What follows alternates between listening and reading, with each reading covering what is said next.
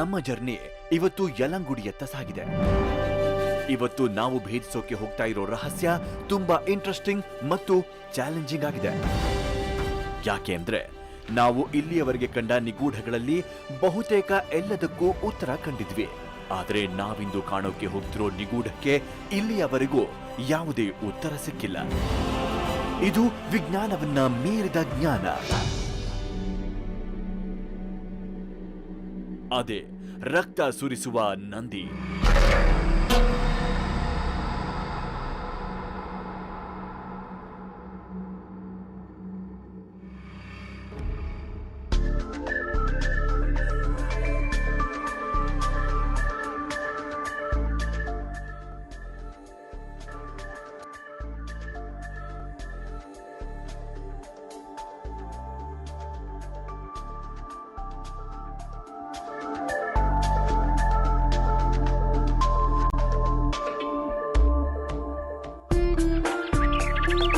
ಈಗ ನಾವಿರೋ ಊರು ಯಲಂಗುಡಿ. ಇದೇ ಆ ಬ್ಲೀಡಿಂಗ್ ನಂದಿ ಇರುವ ಸ್ಥಳ. ಈ ಊರನ್ನ ನೋಡಿದ ತಕ್ಷಣ ನಮಗೆ ಕಂಡಿತು ತಲತಲಾಂತರದಿಂದ ಉಳಿದು ಬಂದಿರೋ ಹಳೆ ಮನೆಗಳು ಮತ್ತು ಅದರ ಜೊತೆಗೆ ಇತ್ತೀಚಿನ ಹೊಸ ತಾರಸಿ ಮನೆಗಳು. ಈ ಊರಿನ ಮುಖ್ಯ ಉದ್ಯೋಗ ವ್ಯವಸಾಯ.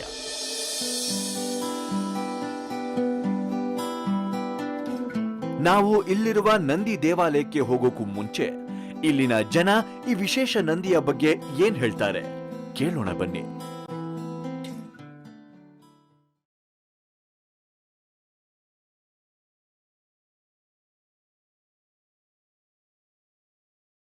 ನಮ್ಮೂರಿನ ಶಿವನ ದೇವಸ್ಥಾನದ ನಂದಿ ಬಾಯಿಂದ ರಕ್ತ ಸುರಿತಿದೆ. ಪುರಾತನ ಕಾಲದಿಂದ ಅಂದ್ರೆ ನಮ್ಮ ತಾತ ಮುತ್ತಾತನ ಕಾಲದಿಂದಲೂ ಅದ್ರ ಬಾಯಲ್ಲಿ ರಕ್ತ ಸುರಿತಾನೆ ಇದೆ. ಇಲ್ಲಿವರೆಗೂ ಅದು ನಿಂತೇ ಇಲ್ಲ. ಮೊದಲೇ ಕುತೂಹಲದಿಂದ ತುಂಬಿದ್ದ ನಮಗೆ ಈ ಊರಿನವರ ಮಾತು ಕೇಳಿ ಕುತೂಹಲ ಇನ್ನೂ ಕೆರಳಿತು.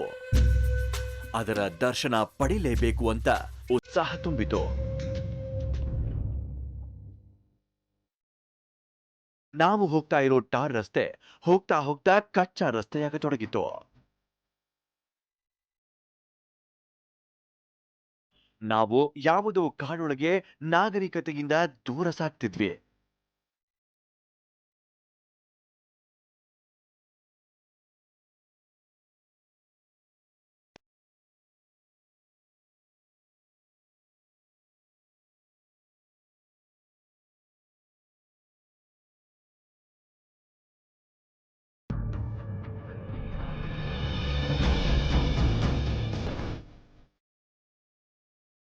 ನಾವು ಅಲ್ಲಿ ತಲುಪಿದಾಗ ನಮಗೆ ಕಂಡಿತು ಒಂದು ಶಿವಾಲಯ.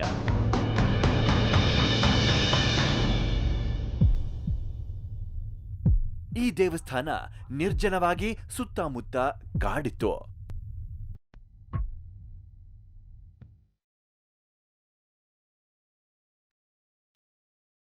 ಹಾಗೆ ಮುಂದೆ ಹೋದಾಗ ನಮಗೆ ಕಂಡಿದ್ದೆ ಆ ವಿಶಿಷ್ಟವಾದ ನಂದಿ ವಿಗ್ರಹ.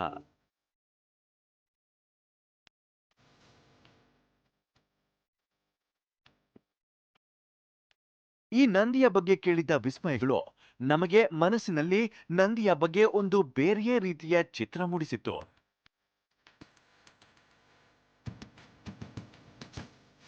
ನಂದಿ ದೊಡ್ಡದಾಗಿತ್ತು. ಅದು ಎಲ್ಲಾ ವಿಧದ ಅಲಂಕಾರಗಳಿಂದ ಶೋಭಿಸ್ತಿರಬಹುದು ಅಂತ ಅನ್ಕೊಂಡಿದ್ವಿ. ಆದ್ರೆ ಈ ನಂದಿ ನೋಡೋದಕ್ಕೆ ಸಾಧಾರಣವಾಗಿತ್ತು.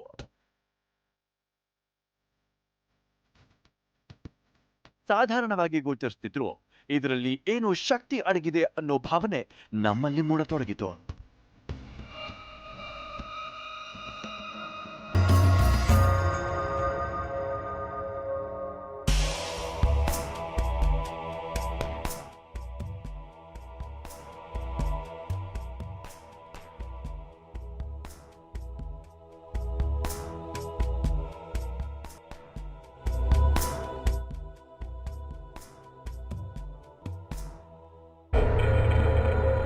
ನಂದಿಯ ಬಾಯಿಗೆ ಒಂದು ಬಿಳಿ ಬಟ್ಟೆಯನ್ನ ಕಟ್ಟಲಾಗಿತ್ತು.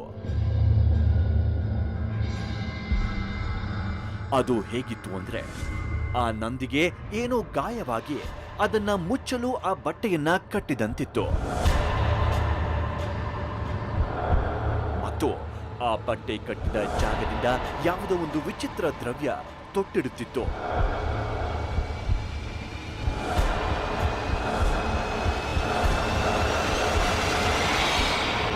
ಈ ದ್ರವ್ಯವನ್ನ ಸೂಕ್ಷ್ಮವಾಗಿ ಗಮನಿಸಿ.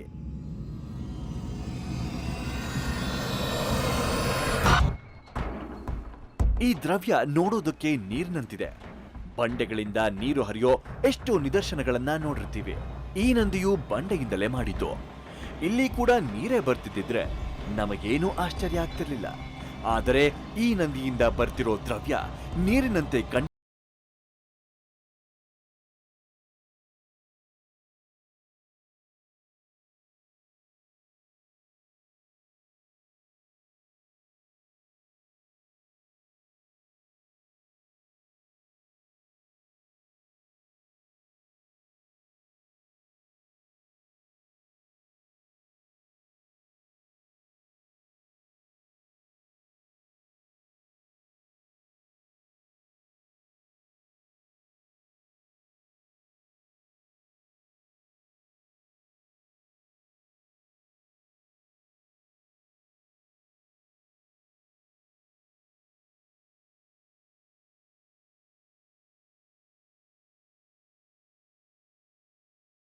ಇದರ ಇತಿಹಾಸ.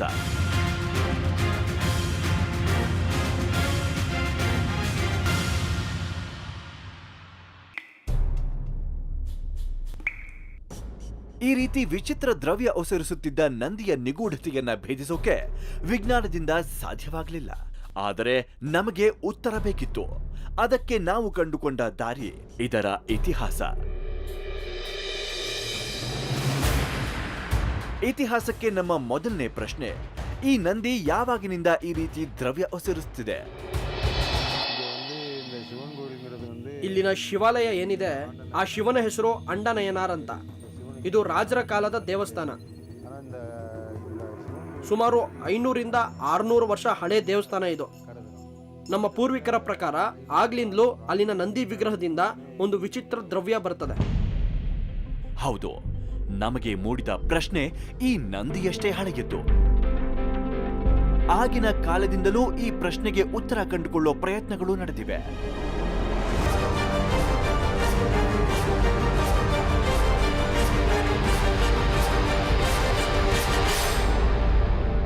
ಮೊದಲು ಈ ನಂದಿಯ ಮುಖಭಾಗದಿಂದ ರಕ್ತತ್ತರ ಫ್ಲೂಯಿಡ್ ಬರಕ್ ಶುರು ಆಯ್ತು.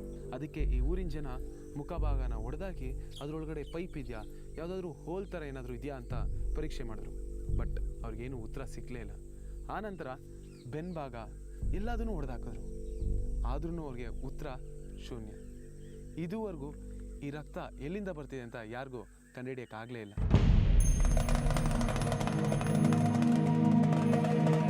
ಸಾಮಾನ್ಯವಾಗಿ ನದಿ ಮೂಲ, ಋಷಿ ಮೂಲ ಹುಡುಕೋಕೆ ಜನ ಹೋಗೋದಿಲ್ಲ. ಇದೇ ರೀತಿ ಇಂತಹ ಪವಾಡಗಳನ್ನು ಅಷ್ಟೇ.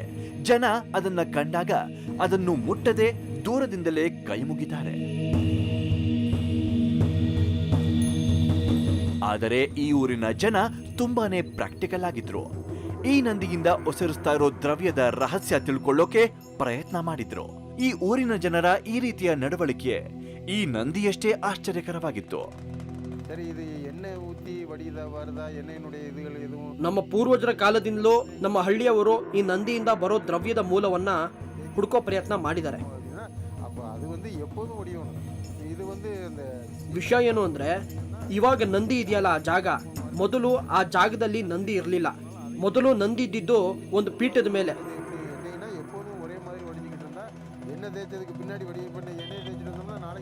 ನಮ್ಮ ಊರಿನ ಜನ ಆ ಪೀಠದಿಂದ ಏನಾದ್ರೂ ದ್ರವ್ಯ ಬರ್ತಿದ್ಯಾ ಅಂತ ಪರೀಕ್ಷೆ ಮಾಡ್ಲಿಕ್ಕೆ ಆ ಪೀಠದಿಂದ ನಂದಿನ ಕಿತ್ತಿ ತೆಗೆದಿದ್ದಾರೆ.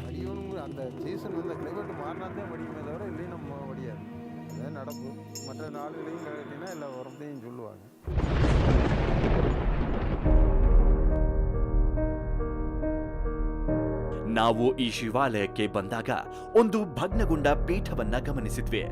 ಆದರೆ ಹಳೆ ದೇವಾಲಯಗಳಲ್ಲಿ ಇದೆಲ್ಲ ಸಾಮಾನ್ಯ ಅಂದ್ಕೊಂಡ ನಾವು ಅದಕ್ಕೆ ಅಷ್ಟಾಗಿ ಗಮನ ಕೊಡಲಿಲ್ಲ. ಮೊದಲು ನಂದಿ ಇದೇ ಪೀಠದ ಮೇಲೆ ಇದ್ದಿದ್ದು. ಆ ರಕ್ತದ ಕಲರ್ ಫ್ಲೂಯಿಡ್ ಇದೇ ಪೀಠದಿಂದ ಬರ್ತೀಯಾ ಅಂತ ಅನುಮಾನ ಬಂದು ಈ ಊರ್ ಜನ ಆ ಪೀಠನ ಹೊಡೆದಾಕಿ ಆ ನಂದಿನ ನೆಲದ ಮೇಲೆ ಇಟ್ಟಿರಿ. ಈ ನಂದಿಯ ರಹಸ್ಯ ತಿಳ್ಕೊಳ್ಳೋಕೆ ಇಲ್ಲಿನ ಜನರು ಎಲ್ಲಾ ರೀತಿಯ ಪ್ರಯತ್ನಗಳನ್ನ ಮಾಡಿದ್ದಾರೆ. ಕಡೆಗೆ ಈ ರಹಸ್ಯವನ್ನ ಭೇದಿಸೋಕೆ ವಿಜ್ಞಾನಿಗಳು ಸಹ ಪ್ರಯತ್ನಿಸಿದ್ರು. ಆದರೆ ಯಾವುದೇ ಉತ್ತರ ದೊರೆಯಲಿಲ್ಲ. ಇಷ್ಟೆಲ್ಲ ಪ್ರಯತ್ನಗಳು ನಡೆದಿದ್ರು ಈ ನಂದಿಯನ್ನ ಒಮ್ಮೆ ಕೂಲಂಕುಷವಾಗಿ ವಿಶ್ಲೇಷಿಸೋ ಯೋಚನೆ ನಮ್ಮಲ್ಲಿ ಮೂಡಿತು. ಆಗ ನಮಗೆ ಮೊದಲು ಮೂಡಿಬಂದ ಪ್ರಶ್ನೆ, ನಂದಿಗೆ ಈ ಬಿಳಿ ಬಟ್ಟೆಯನ್ನ ಯಾಕೆ ಕಟ್ಟಿರಬಹುದು? ಈ ಊರಿನ ಜನ ಈ ಬಟ್ಟೆನ ಏನಕ್ಕೆ ಕಟ್ಟಿದ್ದಾರೆ? ಇದ್ರೊಳಗಡೆ ಏನಾದರೂ ಇದೆಯಾ? ನಾವು ತೆಗೆದು ನೋಡೋಣ.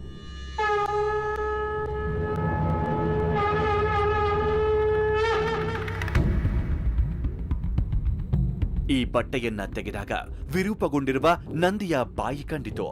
ಆ ಮುಖದಿಂದಲೇ ದ್ರವ್ಯ ನಿಧಾನವಾಗಿ ಒಸರಿಸುತ್ತಿತ್ತು.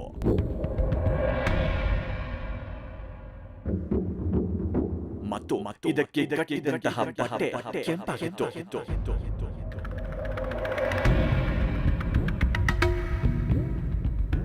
ದ್ರವ್ಯಕ್ಕೆ ಯಾವುದೇ ಬಣ್ಣವಿಲ್ಲದಿದ್ದರೂ ಬಟ್ಟೆ ಮಾತ್ರ ಕೆಂಪಾಗಿತ್ತು.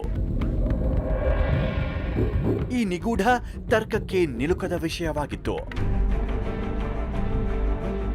ಈ ನಂದಿಯನ್ನ ಸೂಕ್ಷ್ಮವಾಗಿ ಗಮನಿಸಿ. ಒಂದು ನಂದಿಗೆ ಇರಬೇಕಾದ ಸರಿಯಾದ ಆಕಾರ ಇದಕ್ಕಿಲ್ಲ.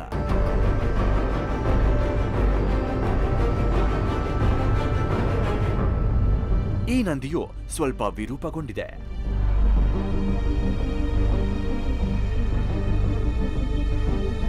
ನಂದಿಗೆ ಆಗಿರುವ ಈ ವಿರೂಪವು ಆ ದ್ರವ್ಯ ಒಸರಿಸುತ್ತಿರುವ ಆಕಾರ ತಿಳಿದುಕೊಳ್ಳೋಕೆ ಶತಶತಮಾನಗಳಿಂದ ಮಾಡಿದ ಪ್ರಯತ್ನಗಳಿಂದ ಆಗಿದೆ. ಇಷ್ಟೆಲ್ಲ ನೋಡಿದ ಮೇಲೆ ಒಂದು ಸಂದೇಹ ನಿಮ್ಮಲ್ಲಿ ಮೂಡಿರಬಹುದು. ಈ ದೇವಾಲಯದವರೇ ಈ ಪವಾಡವನ್ನ ಸೃಷ್ಟಿ ಮಾಡಿರಬಹುದಾ? ಲ್ಯಾಬ್ನಲ್ಲಿ ಟೆಸ್ಟ್ಗಳು ಮಾಡಿದಾಗ ಈ ದ್ರವ್ಯ ಏನು ಅಂತ ಗೊತ್ತಾಗ್ಲಿಲ್ಲ. ಆಮೇಲೆ ಕೆಲವು ವಿಜ್ಞಾನಿಗಳು ಈ ದ್ರವ್ಯ ಎಲ್ಲಿಂದ ಬರ್ತಿದೆ ಅಂತ ಹುಡುಕೋ ಪ್ರಯತ್ನ ಕೂಡ ಮಾಡಿದ್ರು. ಆಗ್ಲೂ ಗೊತ್ತಾಗ್ಲಿಲ್ಲ. ಆದ್ರೆ ಒಂದು ವಿಷಯ ಗೊತ್ತಾಯ್ತು, ಈ ದ್ರವ್ಯ ನೈಸರ್ಗಿಕವಾಗಿ ಆ ನಂದಿ ಬಾಯಿಂದ ಬರ್ತಿರೋದು ಅಂತ. ಮತ್ತೆ ಇದು ಯಾವುದೇ ಮನುಷ್ಯನಿಂದ ರಚನೆ ಆಗಿರುವಂತ ಒಂದು ಸೃಷ್ಟಿ ಅಲ್ಲ ಅಂತ. ಸಾಮಾನ್ಯವಾಗಿ ಪವಾಡಗಳು ನಡೆಯುವ ಸ್ಥಳಗಳು ಇರುವೆಗಳನ್ನ ಸಕ್ಕರೆ ಸೆಳೆಯುವ ಹಾಗೆ ಜನರನ್ನ ಸೆಳೆಯುತ್ತೆ. ಆ ಸ್ಥಳಗಳು ಬಹಳ ಜನನಿಬಿಡವಾಗಿರುತ್ತೆ. ಆದರೆ ಈ ದೇವಸ್ಥಾನ ಸಂಪೂರ್ಣವಾಗಿ ನಿರ್ಜನವಾಗಿದೆ.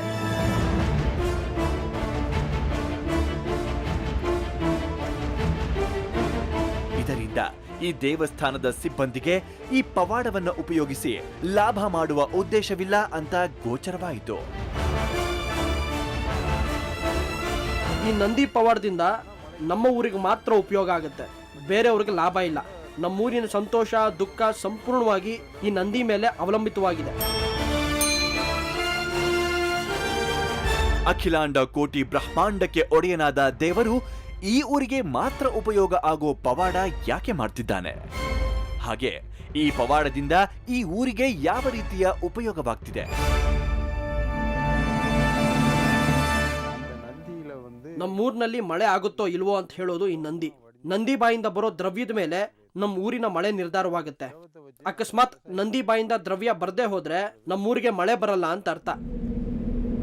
ವೈಚಿತ್ರಗಳೇ ಅವತಾರ ಎತ್ತಿ ಸೃಷ್ಟಿಯಾದ ಸೃಷ್ಟಿ ಈ ಜಗತ್ತು. ಇಲ್ಲಿ ಬೀಳುವ ಮಳೆಗೂ ಇಲ್ಲಿನ ನಂದಿಯ ಬಾಯಿಯಿಂದ ಒಸರಿಸುವ ದ್ರವ್ಯಕ್ಕೂ ಸಂಬಂಧವಿರುವ ವಿಚಾರವನ್ನ ಕೇಳಿ ವಿ ವರ್ ಶಾಕ್ಡ್. ಈ ನಂದಿ ಈ ಊರಿನ ಹವಾಮಾನ ಮುನ್ಸೂಚನೆಯನ್ನ ನೀಡುತ್ತಿದೆ. ನಾವು ವ್ಯವಸಾಯ ಶುರು ಮಾಡೋ ಮುಂಚೆ ನಂದಿ ಹತ್ರ ಹೋಗ್ತೀವಿ. ನಂದಿ ಬಾಯಿಂದ ದ್ರವ್ಯ ಬರ್ತಿದ್ಯಾ ಅಂತ ಪರೀಕ್ಷೆ ಮಾಡ್ತೀವಿ. ಆಮೇಲೆ ವ್ಯವಸಾಯ ಶುರು ಮಾಡೋದು. ಅಕಸ್ಮಾತ್ ದ್ರವ್ಯ ಇಲ್ಲ ಅಂದ್ರೆ ನಾವು ಆ ವರ್ಷ ವ್ಯವಸಾಯ ಮಾಡೋದಿಲ್ಲ. ಹಾಗಾಗಿ ಈ ಊರಿನ ಬೇಸಾಯ ಈ ಪವಾಡ ಸದೃಶ ನಂದಿ ಹೇಳೋ ಮಳೆಯ ಮುನ್ಸೂಚನೆಯ ಆಧಾರದ ಮೇಲೆ ನಿಂತಿದೆ. ನಮಗೆ ಈ ಹಂತದಲ್ಲಿ ಒಂದು ಪ್ರಶ್ನೆ ಮೂಡಿತು. ಮಳೆಯ ಬರುವಿಕೆಯ ಮುನ್ಸೂಚನೆಯನ್ನು ಮಾತ್ರ ಈ ನಂದಿ ನೀಡ್ತಿದ್ಯಾ, ಅಥವಾ ಈ ನಂದಿಯ ಕಾರಣದಿಂದಲೇ ಈ ಊರಿನಲ್ಲಿ ಮಳೆ ಆಗ್ತಿದ್ಯಾ? ನಮ್ಮ ಪೂರ್ವಜರು ಹೇಳೋ ಪ್ರಕಾರ ಈ ಊರಿಗೆ ಮಳೆ ಬರೋದು ಈ ನಂದಿಯಿಂದಲೇ ಅಂತ. ಆದ್ರೆ ನನಗೇನ್ ಅನ್ಸುತ್ತೆ ಅಂದ್ರೆ ಈ ನಂದಿ ಬರೀ ಮಳೆಯ ಮುನ್ಸೂಚನೆ ಕೊಡುತ್ತಷ್ಟೇ. ಇನ್ನೊಂದು ವಿಷಯ ಏನು ಅಂತಂದ್ರೆ ಈ ನಂದಿ ನಮ್ಮೂರಿಗೆ ಎಷ್ಟು ಮಳೆ ಬರುತ್ತೆ ಅಂತಲೂ ಹೇಳುತ್ತೆ. ಈ ನಂದಿ ಮಳೆಯ ಆಗಮನವನ್ನು ಮಾತ್ರ ತಿಳಿಸೋದಿಲ್ಲ, ಮಳೆ ಎಷ್ಟು ಬೀಳುತ್ತೆ ಅಂತ ಕೂಡ ತಿಳಿಸುತ್ತೆ.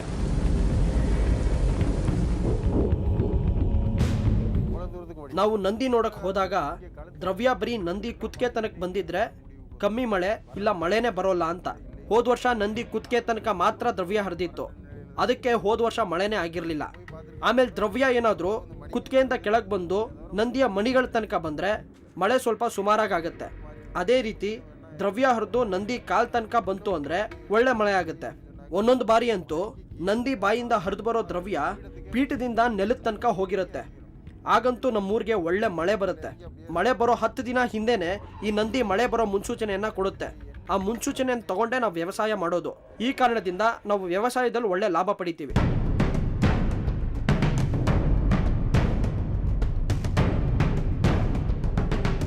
ಮಳೆ ಎಷ್ಟು ಬೀಳುತ್ತೆ, ಯಾವಾಗ ಬೀಳುತ್ತೆ ಅಂತ ತಿಳಿಸಬಲ್ಲ ಒಂದು ಆಕರ ಯಾವುದೇ ರೈತನಿಗೆ ಸಿಗುವ ಒಂದು ದೊಡ್ಡ ವರವೇ ಸರಿ. ಹಾಗಾಗಿ ಇಲ್ಲಿನ ಬೇಸಾಯ ಬಹಳ ಕಡಿಮೆ ನಷ್ಟವನ್ನ ಕಂಡಿದೆ. ಆದರೆ ಈ ನಂದಿ ಹೇಳೋ ಮಳೆಯ ಮುನ್ಸೂಚನೆ ಎಷ್ಟು ನಿಖರವಾಗಿರುತ್ತೆ?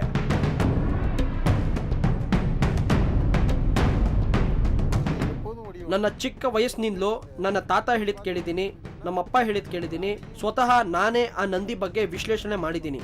ಇದುವರೆಗೂ ಆ ನಂದಿ ಬಾಯಿಂದ ಎಷ್ಟು ದ್ರವ್ಯ ಬರುತ್ತೋ ಅಷ್ಟೇ ಮಳೆ ನಮ್ಮೂರ್ಗಾಗೋದು.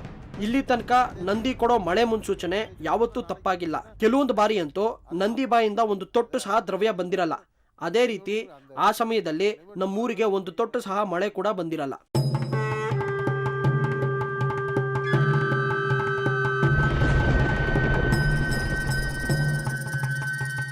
ಇಷ್ಟೆಲ್ಲ ನೋಡಿದ ನಮಗೆ ಈ ಒಂದು ಪವಾಡ ನಮ್ಮ ತರ್ಕಕ್ಕೆ ನಿಲುಕದ, ನಮ್ಮ ಪರಿಧಿಯನ್ನು ಮೀರಿದ ದೈವಲೀಲೆಯೇ ಸರಿ ಅಂತ ತಲೆಬಾಗಿ ನಮಸ್ಕರಿಸಿ ಆ ಪವಾಡಕ್ಕೆ ಶರಣಾದ್ವಿ.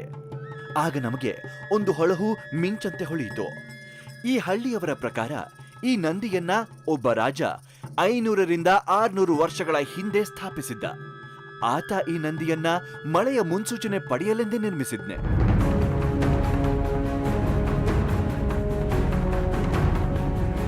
ಇಂದು ಲಭ್ಯವಿರುವ ವಿಜ್ಞಾನಕ್ಕೂ ಮೀರಿದ ತಾಂತ್ರಿಕತೆ ನಮ್ಮ ಪೂರ್ವಜರ ಬಳಿ ಇತ್ತೆ, ಅಥವಾ ತಂತ್ರವಿದ್ಯೆಯಿಂದ ಈ ನಂದಿಗೆ ಶಕ್ತಿ ತುಂಬಿಸಿ ಇದನ್ನ ಸ್ಥಾಪಿಸಲಾಗಿದೆ?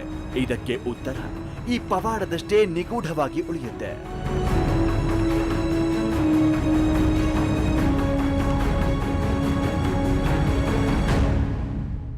ನಮ್ಮ ದೇಶದಲ್ಲಿ ಎಷ್ಟೋ ರಹಸ್ಯಗಳಿವೆ.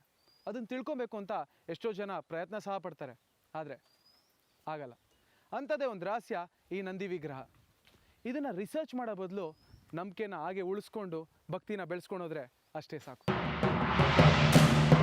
ಮಳೆಯ ಬರುವಿಕೆಯ ಮುನ್ಸೂಚನೆ ಹೇಳೋ ನಂದಿ ಇರೋ ಈ ಜಗತ್ತಿನಲ್ಲಿ ಅದರ ಸ್ವಾಮಿಯಾದ ಶಿವನಿಗೂ ಇಂಥದ್ದೇ ಒಂದು ವಿಶಿಷ್ಟ ಶಕ್ತಿ ಇರಲೇಬೇಕಲ್ಲವೇ? ನಾವು ಹೋಗುತ್ತಿರುವ ಮುಂದಿನ ಸ್ಥಳ ಸಾಲಬಾಧೆಯಿಂದ ವಿಮೋಚನೆ ನೀಡುವ ಶಿವಾಲಯ. ಅದು ಸಾಧ್ಯವಾಗುವುದು ಅಲ್ಲಿ ದೊರೆಯುವ ಒಂದು ವಿಶಿಷ್ಟ ಯಂತ್ರದಿಂದ.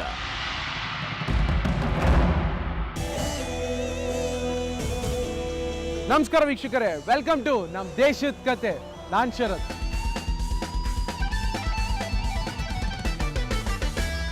ಮನಿ ಮನಿ ಮನಿ.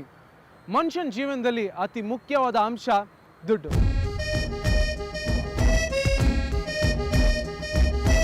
ದುಡ್ಡಿಲ್ಲ ಅಂದರೆ ಏನೂ ಆಗಲ್ಲ.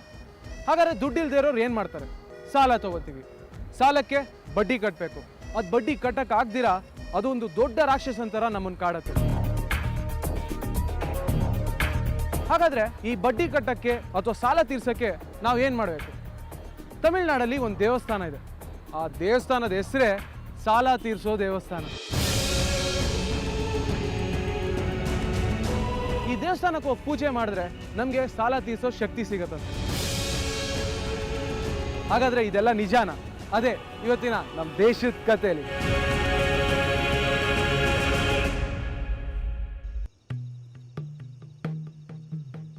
ನಾವೀಗ ತಮಿಳುನಾಡಿನ ತಾಂಜಾವೂರು ಜಿಲ್ಲೆಯ ತಿರುಚೈ ಪಟ್ಟಣಕ್ಕೆ ಹೊರಟಿದ್ದೀವಿ.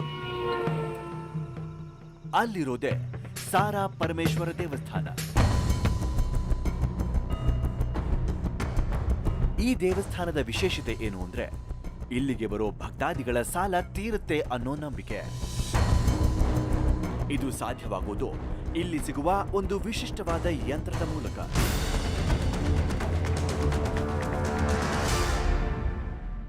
ನಾನೀಗ ನಿಂತಿರೋದೆ ತಿರುಚರೈ ಅನ್ನೋ ಒಂದು ಚಿಕ್ಕ ಹಳ್ಳಿ. ಈ ಆರ್ಚ್ ಒಳಗಡೆ ಸ್ವಲ್ಪ ದೂರದಲ್ಲಿದೆ ಸಾರಾ ಪರಮೇಶ್ವರ ದೇವಸ್ಥಾನ. ಬನ್ನಿ ಹೋಗೋಣ.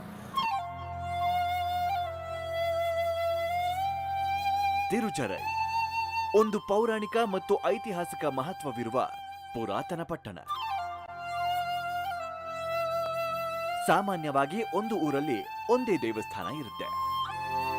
ಆದರೆ ಈ ಊರಿನ ತುಂಬಾ ಬಹಳಷ್ಟು ದೇವಸ್ಥಾನಗಳಿವೆ.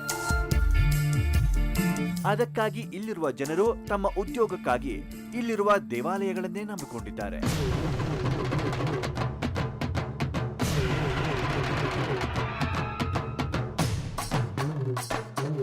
ಈ ದೇವಸ್ಥಾನಕ್ಕೆ ಕಡು ಬಡವರಿಂದ ಹಿಡಿದು ಆಡಿ BMW ಹಿಡ್ಕೊಂಡಂತ ದೊಡ್ಡ ದೊಡ್ಡ ಶ್ರೀಮಂತರು ಸಹ ಇಲ್ಲಿ ಬಂದು ಪೂಜೆ ಮಾಡ್ಕೊಂಡು ಹೋಗ್ತಾರೆ. ಇಲ್ಲಿ ಬಂದು ಪೂಜೆ ಮಾಡೋದ್ರಿಂದ ಎಂಥ ಸಾಲ ಆದ್ರೂ ತೀರೋಗುತ್ತೆ ಅನ್ನೋ ಒಂದು ನಂಬಿಕೆ. ಸಾರಾ ಪರಮೇಶ್ವರ ಸ್ವಾಮಿ ಭೂಮಿಯಿಂದ ತಾನೇ ತಾನಾಗಿ ಉದ್ಭವಗೊಂಡ ಸ್ವಯಂಭೂ ಮೂರ್ತಿ. ಆ ಕಾರಣದಿಂದ ಈ ದೇವಸ್ಥಾನವನ್ನ ನಿಖರವಾಗಿ ಇಂಥ ವರ್ಷದಲ್ಲೇ ಸ್ಥಾಪಿಸಲಾಗಿದೆ ಅಂತ ಹೇಳೋಕ್ಕಾಗಲ್ಲ. ಇಲ್ಲಿ ಈಶ್ವರನನ್ನ ಅನಾದಿ ಕಾಲದಿಂದಲೂ ಋಣ ವಿಮೋಚನ ಲಿಂಗೇಶ್ವರ ಎಂದು ಪೂಜಿಸಲಾಗುತ್ತೆ. ಆ ಕಾರಣದಿಂದಲೇ ಇಲ್ಲಿ ಸಾಲಬಾಧೆಯಿಂದ ಬಳಲ್ತಿರೋ ಭಕ್ತರಿಗೆ ಸಾಲದಿಂದ ಶೀಘ್ರವಾಗಿ ವಿಮೋಚನೆ ದೊರೆಯುತ್ತೆ ಅನ್ನೋ ನಂಬಿಕೆ ಇಲ್ಲಿದೆ. ಈ ದೇವಾಲಯದಲ್ಲಿ ಒಂದು ವಿಶಿಷ್ಟವಾದ ಯಾಗವನ್ನ ನಡೆಸಲಾಗುತ್ತೆ. ಅದೇ ರುದ್ರಯಾಗ. ಈ ಯಾಗದ ಮುಖಾಂತರ ಒಂದು ಶಕ್ತಿಯುತವಾದ ಯಂತ್ರವನ್ನ ತಯಾರಿಸಲಾಗುತ್ತೆ. ಸಾಲಬಾಧೆಯಿಂದ ಬಳಲ್ತಿರೋ ಭಕ್ತರಿಗೆ ಪರಿಹಾರವೇ ಈ ಯಂತ್ರ. ನಾನು 15 ವರ್ಷದಿಂದ ಇಲ್ಲಿ ಹೂವಿನ ಅಂಗಡಿ ನಡೆಸ್ತಿದ್ದೀನಿ. ತಿಂಗಳಿಗೆ ಸುಮಾರು 4 ರಿಂದ 5 ಸಾವಿರ ಜನ ಈ ದೇವಸ್ಥಾನಕ್ಕೆ ಬರ್ತಾರೆ. ಇಲ್ಲಿಗೆ ಬಂದು ಸಾಲ ವಿಮೋಚನೆ ಯಂತ್ರ ಪಡೆದವ್ರಿಗೆಲ್ಲ ತುಂಬಾ ಒಳ್ಳೇದಾಗಿದೆ ಅನ್ನೋದನ್ನ ನಾನು ಕೇಳಿದ್ದೀನಿ. ಮೂರು ವಾರದಿಂದ ಇಲ್ಲಿ ಬರ್ತಿದ್ದೀನಿ. ಮನೆ ಕಟ್ಟಕ್ಕೆ ತುಂಬಾ ಸಾಲ ಮಾಡಿದ್ದೆ. ಇಲ್ಲಿ ಕೊಟ್ಟ ಯಂತ್ರಕ್ಕೆ ಪೂಜೆ ಮಾಡಿದ್ಮೇಲೆ ಸಾಲದ ಹೊರೆ ಕಡಿಮೆ ಆಯ್ತು. இது கடன் நிவர்த்தி ஸ்தலங்கிறது ரொம்ப நாளாக விசேஷமான கோயில். ಈ ದೇವಸ್ಥಾನಕ್ಕೆ ಬರೋ ಮುಂಚೆ 5 ಲಕ್ಷದಷ್ಟು ಸಾಲ ಇತ್ತು. ಇಲ್ಲಿಗೆ ಬಂದ ಮೇಲೆ ಸುಮಾರು 4 ಲಕ್ಷದಷ್ಟು ತೀರಿಸಿ ಇನ್ನು 1 ಲಕ್ಷ ತೀರಿಸಬೇಕಷ್ಟೇ. தொடர்ச்சியாக வரணும்.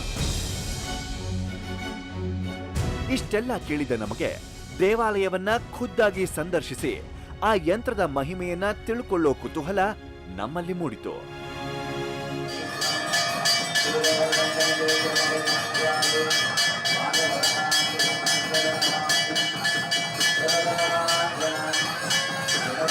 ನಾವು ದೇವಸ್ಥಾನದ ಒಳಗೆ ಹೋದಾಗ ಅಲ್ಲಿ ದೇವರಿಗೆ ಅರ್ಚನೆ ನಡೀತಿತ್ತು. ಆ ಪೂಜಾ ಪ್ರಕ್ರಿಯೆಗೆ ಸಾಕ್ಷಿಯಾಗಿ ಸುಮಾರು 100ಕ್ಕೂ ಹೆಚ್ಚು ಜನ ಸೇರಿದ್ರು. ಅಲ್ಲಿ ನೆರೆದಿದ್ದ ಭಾರಿ ಜನಸ್ತೋಮ ಈ ದೇವರ ಮಹಿಮೆಗಿರುವ ಶಕ್ತಿಯ ದ್ಯೋತಕವಾಗಿತ್ತು.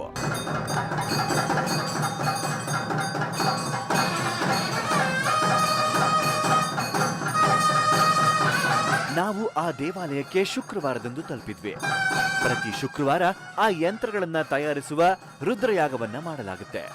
ಆ ಯಂತ್ರವನ್ನ ಪಡೆಯಲೆಂದೇ ಇಷ್ಟೊಂದು ಭಕ್ತರು ಇಲ್ಲಿ ನೆರೆದಿದ್ದಾರೆ. ಋಣ ವಿಮೋಚನ ಯಾಗ ಅರಕಟ್ಟಳೆ ಮೂಲಕ ಇಲ್ಲಿ 11 ಶುಕ್ರವಾರ ಋಣ ವಿಮೋಚನ ಯಾಗದ ಮೂಲಕ ಸಾಲ ವಿಮೋಚನಾ ಯಂತ್ರಕ್ಕೆ ಶಕ್ತಿ ತುಂಬಲಾಗುತ್ತದೆ. ಯಾಗ ಮುಗಿದ 11ನೇ ಶುಕ್ರವಾರ ಮಾರ್ಕಂಡೇಯ ಮುನಿಗಳು ರಚಿಸಿದಂತ ದಾರಿದ್ರ್ಯ ದಹನ ಶಿವಸ್ತೋತ್ರವನ್ನು ಯಂತ್ರದ ಮೇಲೆ ಬರೆದು ಯಂತ್ರಕ್ಕೆ ಶಕ್ತಿ ತುಂಬಲಾಗುವುದು. தாரித்திரிய தகன சிவசோஸ்திரம் மூலமாக இந்த ಯಂತ್ರ ಪ್ರಸಾದத்தினை ಅರುಳ್ ಪ್ರಸಾದமாக வழங்குகின்றோம். ಅರ್ಚಕರ ಮಾತನ್ನ ಕೇಳಿದ ಮೇಲೆ ಈ ಯಂತ್ರದ ವಿಶಿಷ್ಟ ಶಕ್ತಿಯಿಂದ ಉಪಯೋಗ ಪಡೆದಿರೋರ ಉದಾಹರಣೆ ತಿಳಿಯೋಕೆ ಕುತೂಹಲವಾಯಿತು. ಆಗ ನಾವು ಈ ಯಂತ್ರದ ಪ್ರಯೋಜನ ಪಡೆದಿರೋ ಒಬ್ಬ ಭಕ್ತರನ್ನ ಭೇಟಿ ಮಾಡಿದ್ವಿ. ಇಲ್ಲಿ ನಡೆಯುವ 11 ವಾರದ ರುದ್ರ ಯಾಗದಲ್ಲಿ ಭಾಗಿಯಾಗಿ ಶಕ್ತಿ ತುಂಬಿದ ಸಾಲ ವಿಮೋಚನಾ ಯಂತ್ರವನ್ನು ಮನೆಗೆ ತಗೊಂಡು ಹೋಗಿ ಪೂಜಿಸ್ಲಿಕ್ಕೆ ಶುರು ಮಾಡಿದೆ. ಅಂದು ಹಸುಗಳಿಗೆ ಹಿಂಡಿ ಆಗ್ತಿದ್ದ ನಾನು ಇವತ್ತು 1.5 ಕೋಟಿ ಆಸ್ತಿಯ ಒಡೆಯ. ಇವರ ಮಾತುಗಳನ್ನ ಕೇಳಿದ ಮೇಲೆ ನಿಮಗೆ ಆ ಸಾಲ ಬಾಧೆಯಿಂದ ವಿಮೋಚನೆ ನೀಡುವಂತಹ ಆ ಯಂತ್ರವನ್ನ ನೋಡೋ ಕುತೂಹಲ ಉಂಟಾಗಿರಬಹುದು. ಬನ್ನಿ ಆ ಶಕ್ತಿಯುತ ಯಂತ್ರದ ದರ್ಶನ ಪಡೆಯೋಣ.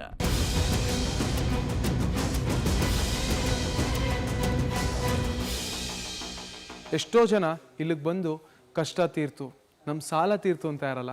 ಇದಕ್ಕೆಲ್ಲ ಮುಖ್ಯ ಕಾರಣ ಈ ಯಂತ್ರ. ಈ ಯಂತ್ರಕ್ಕೆ ಪೂಜೆ ಮಾಡೋದ್ರಿಂದ ಎಂಥ ಸಾಲ ಆದರೂ ತೀರೋಗುತ್ತೆ.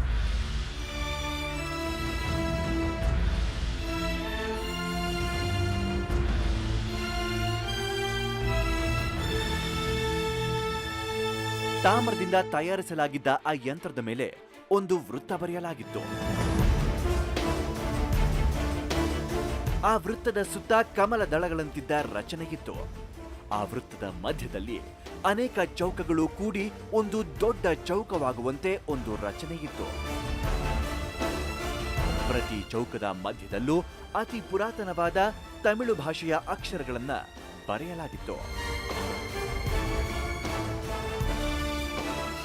ಅಲ್ಲಿ ಬರೆದಿರುವ ಅಕ್ಷರಗಳು ಬಹಳ ಪುರಾತನವಾದುದರಿಂದ ಅದು ನಮಗೆ ಅರ್ಥವಾಗಲಿಲ್ಲ.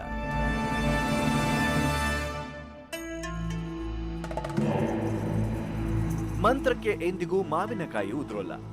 ಮನುಷ್ಯರು ಏನನ್ನಾದರೂ ಸಾಧಿಸಬೇಕಾದ್ರೆ ಎಲ್ಲಕ್ಕಿಂತ ಸಾಧನೆ ಮತ್ತು ಕೃಷಿ ಮುಖ್ಯವಾಗುತ್ತೆ. ಅದಕ್ಕೆ ಈ ಯಂತ್ರವನ್ನ ಕಂಡಾಗ ನಮಗೆ ಮೂಡಿದ ಪ್ರಶ್ನೆ, ಈ ಯಂತ್ರದಿಂದ ಸಾಲಬಾಧೆ ಹೇಗೆ ನಿವಾರಣೆ ಆಗುತ್ತೆ ಅನ್ನೋದು. ಇದಕ್ಕೆ ಉತ್ತರ ದೇವಸ್ಥಾನದ ಇತಿಹಾಸ.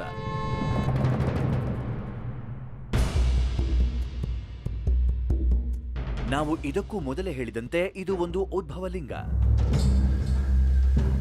ಪುರಾಣಗಳ ಪ್ರಕಾರ ಈ ಉದ್ಭವಲಿಂಗವನ್ನ ಕಂಡುಹಿಡಿದವರು ಮಾರ್ಕಂಡೇಯ ಮಹಾಮುನಿಗಳು.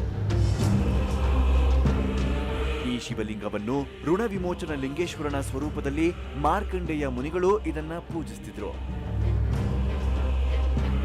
ಋಣಬಾಧೆಯಿಂದ ವಿಮೋಚನೆಗೊಳ್ಳೋದಕ್ಕೆ ನಾವೀಗ ಕಾಣ್ತಿರೋ ಯಂತ್ರವನ್ನ ಆ ಕಾಲದಲ್ಲೇ ತಯಾರಿಸಲಾಗಿತ್ತು ಅಂತ ಪುರಾಣವಿದೆ. ಸಾಕ್ಷಾತ್ ಶಿವನ ದರ್ಶನದಿಂದ ಮೃತ್ಯುಂಜಯಿಯಾಗಿದ್ದ ಮೃತ್ಯುಂಜಯ ಮಹಾಮುನಿಗಳಿಂದಲೇ ಈ ಯಂತ್ರದ ರಚನೆ ಆಗಿದ್ದರಿಂದ ಈ ಯಂತ್ರ ಬಹಳ ಮಹಾತ್ಮೆಯಿಂದ ಕೂಡಿದೆ ಅಂತ ಭಕ್ತರು ನಂಬ್ತಾರೆ. ಇಷ್ಟೆಲ್ಲ ನೋಡಿದ ಮೇಲೆ ಒಂದು ತಾಮ್ರದ ಹಾಳೆಯ ಮೇಲೆ ರಚನೆಗೊಳ್ಳೋ ರೇಖಾ ಗಣಿತದ ಆಕೃತಿಗಳು, ಅಕ್ಷರಗಳು ಒಬ್ಬ ವ್ಯಕ್ತಿಯನ್ನ ಋಣದಿಂದ ವಿಮೋಚನೆ ಹೇಗೆ ಮಾಡುತ್ತೆ ಅನ್ನೋ ಕುತೂಹಲ ನಿಮ್ಮಲ್ಲಿ ಮೂಡಬಹುದು. ಇದನ್ನ ತಿಳ್ಕೋಬೇಕು ಅಂದ್ರೆ ಮೊದಲು ಈ ಯಂತ್ರ ಅಂದ್ರೆ ಏನು ಅನ್ನೋದನ್ನ ತಿಳ್ಕೊಳ್ಳೇಬೇಕು.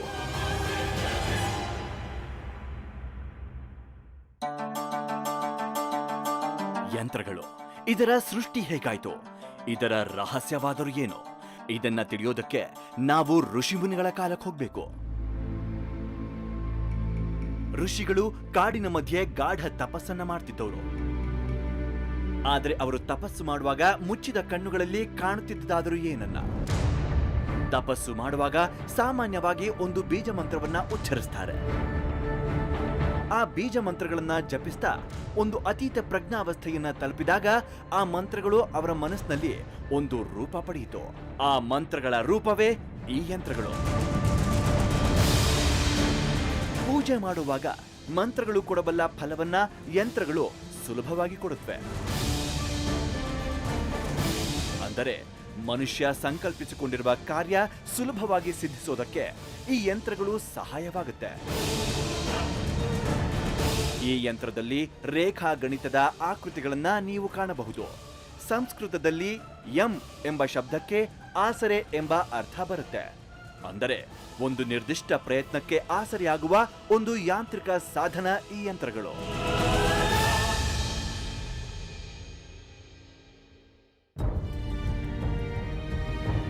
ಈ ರೀತಿ ಸಾಲ ವಿಮೋಚನೆಗೆ ಆಸರೆ ಆಗುವಂತಹ ಯಂತ್ರ ಹೇಗೆ ತಯಾರಾಗುತ್ತೆ? ಈ ಯಂತ್ರವನ್ನ ತಯಾರಿಸೋರು ಯಾರು? ಇದರ ಹಿಂದಿನ ಪ್ರಕ್ರಿಯೆಯ ವಿಧಿವಿಧಾನಗಳೇನು ತಿಳಿಯೋಣ ಬನ್ನಿ.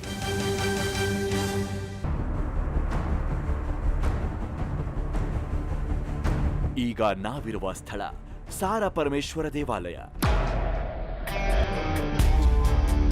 ಇದರ ವಿಶೇಷತೆ ಇಲ್ಲಿಗೆ ಬರುವ ಭಕ್ತರನ್ನ ಸಾಲಗಳಿಂದ ವಿಮೋಚನೆಗೊಳಿಸುವಂತಹ ಒಂದು ವಿಶಿಷ್ಟ ಯಂತ್ರ.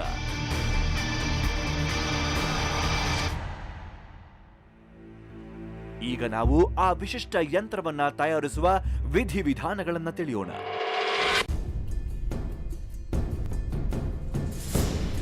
ಈಗ ಆ ಸಾಲ ವಿಮೋಚನೆ ಯಂತ್ರವನ್ನ ತಯಾರಿಸಲು ನಡೆಯುವ ರುದ್ರಯಾಗ ನಡೆಯುವ ಸ್ಥಳಕ್ಕೆ ಹೋಗೋಣ ಬನ್ನಿ.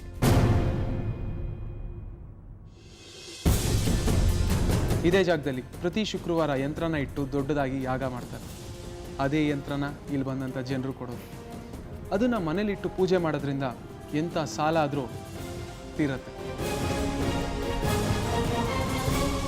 ಈ ಜಾಗದಲ್ಲಿ ಪ್ರತಿಯೊಂದು ವಾರನೂ ಹೋಮ ಮಾಡುವಂಥ ಮುಖ್ಯ ಗುರುಗಳು ಸುಬ್ರಹ್ಮಣ್ಯ ಗುರುಗಳು ನಮ್ಮ ಜೊತೆ ಇದ್ದಾರೆ. ಅವ್ರ ಜೊತೆ ಮಾತಾಡೋಣ. ಗುರುಗಳೇ, ಈ ಯಂತ್ರದಲ್ಲಿರುವಂಥ ಲೇಖೆಗೆ ಅರ್ಥ ಏನು? ಋಣಹರಂನ ಋಣத்தை ನೀಕದಲ್ ಋಣಕರ ಲಿಂಗಾಯ ನಮಃ. ಋಣಹರ ಲಿಂಗಾಯ ನಮಃ ಎಂಬ ಮೂಲ ಮಂತ್ರದೊಂದಿಗೆ ಈ ಲಿಂಗವನ್ನ ಪೂಜೆ ಮಾಡಲಾಗುತ್ತೆ. ಈ ಯಂತ್ರದ ಸುತ್ತ ಇರುವ ಬೀಜ ಮಂತ್ರಗಳು ಋಣಹರ ಲಿಂಗಾಯ ನಮಃ ಮೂಲ ಮಂತ್ರವನ್ನು ಸೂಚಿಸಿದರೆ, ಆ ಬೀಜಾಕ್ಷರವನ್ನು ಸುತ್ತಿರುವ 4 ಅಕ್ಷರಗಳು ಓಂ ಅನ್ನ ಸೂಚಿಸುತ್ತೆ. அதையும் சுற்றி இருக்கக்கூடிய 4 மூலைகளில் ஓம் என்ற பிரதிஷ்டைகளுடன் இந்த யந்திரம் பிரதிஷ்டை செய்யப்பட்டுள்ளது. ನಾವು ಈ ದೇವಸ್ಥಾನದ ಬಗ್ಗೆ ತಿಳ್ಕೊಂಡಾಗ ನಮಗೆ ಮೂಡಿದ ಪ್ರಶ್ನೆ, ಸಾಲ ವಿಮೋಚನೆ ಮಾಡೋಕೆಂದೇ ಒಂದು ಲಿಂಗ ಹೇಗೆ ಉದ್ಭವವಾಗುತ್ತೆ? ಈ ಪ್ರಶ್ನೆಗೆ ಉತ್ತರ ಹುಡುಕಿದಾಗ ನಮಗೆ ತಿಳಿದಿತ್ತು, ಈ ಲಿಂಗ ಉದ್ಭವವಾದ ಉದ್ದೇಶ ಭಕ್ತರ ಋಣ ವಿಮೋಚನೆ ಮಾಡೋದಕ್ಕಾಗಿ. ಶರೀರ ಋಣ, ಋಷಿ ಋಣ, ದೇವಋಣ, ಪಿತೃಋಣ ಅನ್ನೋ 4 ರೀತಿಯ ಋಣಗಳು ನಮ್ಮ ಆತ್ಮಕ್ಕೆ ಬೆರೆತಿರುತ್ತೆ ಅಂತ ಶಾಸ್ತ್ರಗಳು ಹೇಳ್ತವೆ. ಋಷಿ ಋಣ ಅಂದ್ರೆ ಋಷಿಗಳು ಹೇಳಿಕೊಟ್ಟಿರುವ ಆಚರಣೆಗಳನ್ನು ತಪ್ಪಿಸಿದಾಗ ಆಗುವ ಒಂದು ಕರ್ಮ. ದೇವಋಣ ಅಂದ್ರೆ ನಮ್ಮ ಪೂರ್ವ ಜನ್ಮಗಳಲ್ಲಿ ನಾವು ನಾಸ್ತಿಕರಾಗಿ ದೇವರನ್ನು ಪೂಜಿಸದೇ ಇರುವಾಗ ನಮಗೆ ಈ ದೇವಋಣ ಅನ್ನೋ ಕರ್ಮ ಅಂಟ್ಕೊಳ್ಳುತ್ತೆ. ಶರೀರ ಮಾಡಬೇಕಾದ ಕರ್ತವ್ಯವನ್ನ ಪಾಲಿಸದೇ ಇದ್ದಾಗ ಆಗುವ ಒಂದು ಕರ್ಮವೇ ಶರೀರ ಋಣ. ಮತ್ತೆ ನಮ್ಮ ಪಿತೃ ಕಾರ್ಯಗಳನ್ನ ಪೂರ್ಣಗೊಳಿಸದೇ ಇದ್ದಾಗ ಅದು ಕೂಡ ಕರ್ಮವಾಗಿ ಪರಿವರ್ತನೆ ಆಗುತ್ತೆ. ಇಂತಹ ಋಣಗಳು ಸಾಲಗಳಾಗಿ ಪರಿವರ್ತನೆಗೊಂಡು ಜೀವನದಲ್ಲಿ ಕಷ್ಟಗಳಾಗಿ ಬರ್ತವೆ.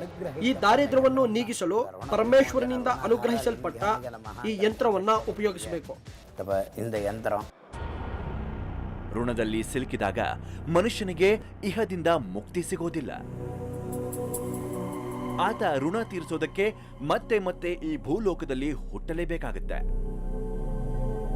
ಅದಕ್ಕಾಗಿ ಭಕ್ತರು ಈ ಹುಟ್ಟು ಮರುಹುಟ್ಟುಗಳ ಸುಳಿಯಿಂದ ಬಿಡಿಸಿಕೊಂಡು ಋಣಮುಕ್ತರಾಗಿ ಮುಕ್ತಿ ಹೊಂದುವುದಕ್ಕಾಗಿ ಉದ್ಭವಗೊಂಡಿದ್ದೇ ಈ ಸಾರಾ ಪರಮೇಶ್ವರ ಸ್ವಾಮಿ. ಇಲ್ಲಿಗೆ ಬರುವ ಭಕ್ತರ ಸಾಲಗಳು ಶೀಘ್ರವಾಗಿ ತೀರೋಕೆ ಪ್ರಾರಂಭವಾದ್ದರಿಂದ ಈ ದೇವರಿಗೆ ಈ ಖ್ಯಾತಿ ದೊರೆಯಿತು. ಸ್ವಾಮಿ, ಈ ಯಂತ್ರನ ಯಾವ ದಿಕ್ಕಲ್ಲಿಟ್ಟು ಪೂಜೆ ಮಾಡಬೇಕು? ಹೂ ಅಂತ ಬರ್ದಿರುವ ಅಕ್ಷರ ಇರುವ ಕಡೆ ಮೇಲ್ಮುಖವಾಗಿ ಮಾಡಿ ಪೂರ್ವ ದಿಕ್ಕಿನಲ್ಲಿ ಯಂತ್ರವನ್ನಿಟ್ಟು ಪೂಜಿಸಬೇಕು. ಯಂತ್ರಕ್ಕೆ ಪೂಜೆ ಮಾಡೋ ವಿಧ ಏನು? ಯಾವ ರೀತಿ ಪೂಜೆ ಮಾಡಬೇಕು? இந்த யந்திரத்தை நமசிவாயமாக பாகனம் செய்து ಓಂ ನಮ ಶಿವಾಯ ಅನ್ನೋ ಪಂಚಾಕ್ಷರಿ ಮಂತ್ರವನ್ನು ಜಪಿಸಿ ಸಾಕ್ಷಾತ್ ಶಿವನೇ ಯಂತ್ರಕ್ಕೆ ಆಹ್ವಾನೆ ಆಗಿದ್ದಾನೆ ಅಂದ್ಕೊಂಡು ಆ ಯಂತ್ರಕ್ಕೆ ಆರಾಧನೆ, ಅಭಿಷೇಕ ಮಾಡಿ, ಶ್ರೀಗಂಧ ಹಚ್ಚಿ ನೈವೇದ್ಯ ಮಾಡಿ, ಕೈನಲ್ಲಿ ಹೂ ಹಿಡಿದು ದಾರಿದ್ರ್ಯ ದೂರ ಮಾಡುವಂತ ಶಿವನ ಮೂಲ ಮಂತ್ರವನ್ನ ಜಪಿಸಬೇಕು. தாரித்ய துக்கதகனாய நமசிவாய என்று சொல்லக்கூடிய அந்த பஞ்சாட்சரம் கூடிய அந்த ஸ்லோகத்தை பாராயணம் செய்து வழிபட வேண்டும்.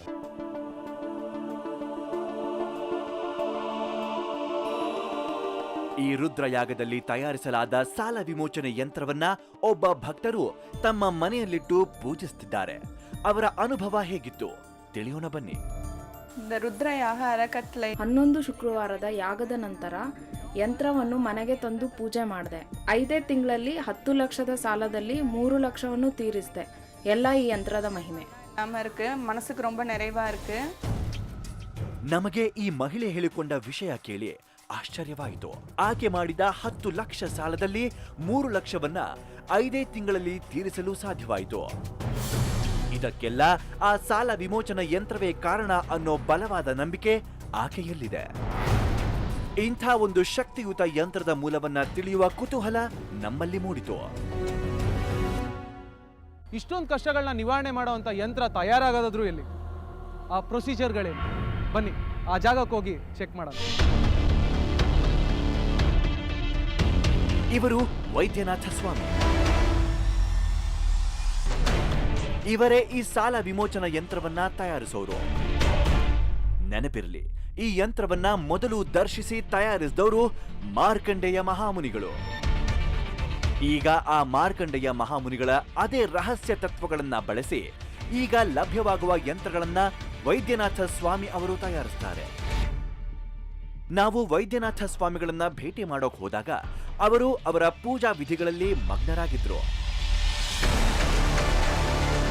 ವೈದ್ಯನಾಥ ಸ್ವಾಮಿಗಳು ಬರೋಬ್ಬರಿ 2 ಗಂಟೆಗಳು ಧ್ಯಾನ ಮಾಡಿದ್ರು. ಸಹಜವಾಗಿ ಈ ರೀತಿ ಯಂತ್ರಗಳನ್ನ ತಯಾರಿಸೋರು ಕಠಿಣ ಅನುಷ್ಠಾನದಲ್ಲಿರಬೇಕಾಗತ್ತೆ. ನಮಸ್ಕಾರ ಸ್ವಾಮಿ. ನಮಸ್ಕಾರ.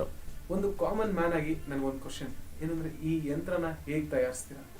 ಒಂದು ಕಾಪರ್ ಪೀಸಲ್ಲಿ ಅಷ್ಟು ಶಕ್ತಿ ಬರಕ್ಕೆ ಹೇಗೆ ಸಾಧ್ಯ? அஷ்டசக்திங்கிறது எந்திரம் வந்து மிஷினில் செய்கிறாங்க.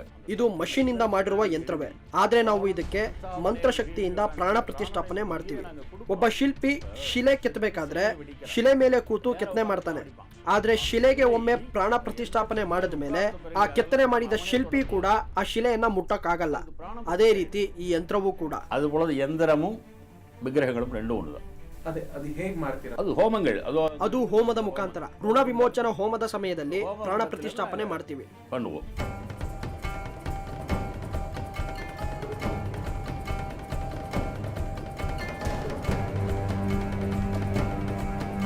ಸ್ವಾಮಿ, ನಾನೀಗ ಒಂದು 5 ಲಕ್ಷ ಸಾಲ ಇಸ್ಕೊಂಡಿದ್ದೀನಿ.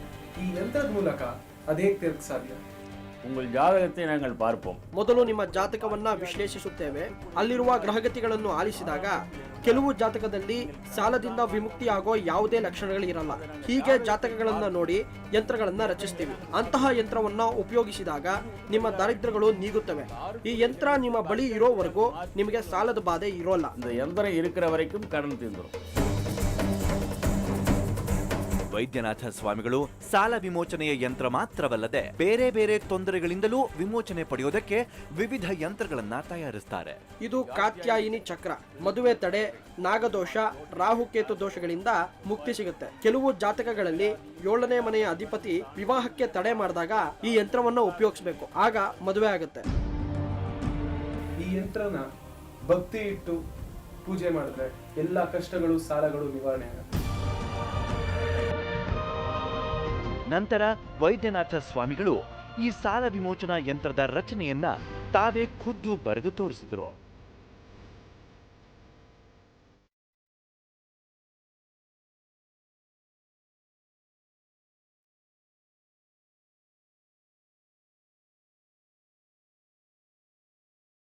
ಯಂತ್ರಗಳು ಕಾರ್ಯಸಿದ್ಧಿಗೆ ಆಸರೆಯಾಗುವ ಉಪಕರಣಗಳೇ ಆಗಿದ್ರೂ ಎಲ್ಲದಕ್ಕೂ ಮೀರಿದು ಮನುಷ್ಯ ಪ್ರಯತ್ನ.